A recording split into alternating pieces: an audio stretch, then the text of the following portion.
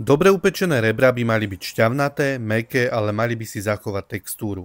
Ukážem ti, ako si ich môžeš pripraviť v rúre metódou low and slow. Priprav si suchý rub s miešaním soli, čierneho koreňa, udenej papriky, cukru a cesnaku. Rebrá, ktoré teraz zoženieš v Lidli, dôkladne osúš a zbav povrchovej blány.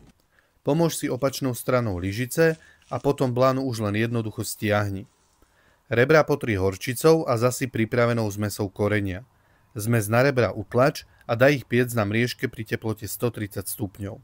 Medzičasom si priprav barbecue omáčku s miešaním kečupu, cukru, udenej papriky, jablčného octu, javorového sirupu, cesnaku a udenej soli. Omáčku len prevar a odstav.